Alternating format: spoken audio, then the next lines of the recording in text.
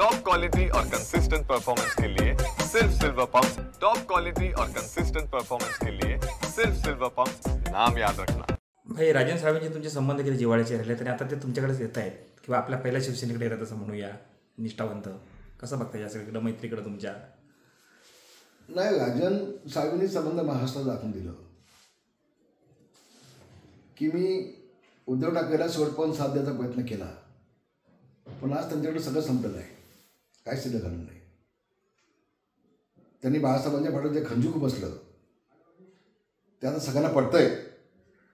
राजनचे माझे सख्या भावासारखे संबंध, माझ्या लहान भावासारखं राजन आहे. मी त्याला राजूच म्हणतो.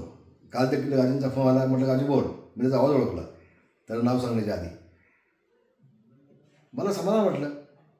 आम्ही सगळ्याजणी निर्णय घेतला, पण मी राजूला फोन नाही केला कधी, राजनला फोन नाही केला, मग तू ये आमच्यासोबत म्हणून कधी फोन नाही केला.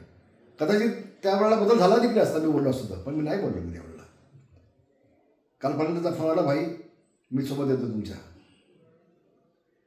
माझ्यावर लक्ष ठेवा. चिंता करू नको, काळजी करू नको, तू काही काळजी करू नको.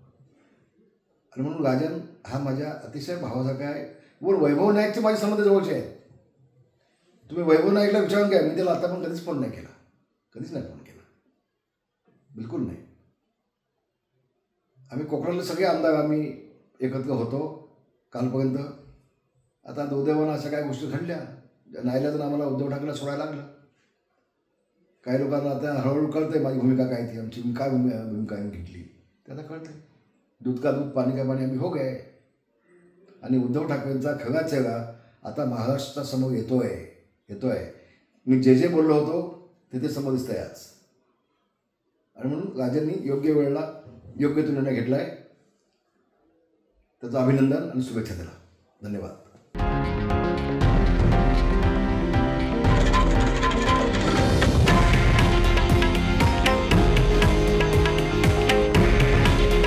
हे आहे देशातील नंबर 1 न्यूज नेटवर्क आणि आपण पाहत आहात TV9 मराठी.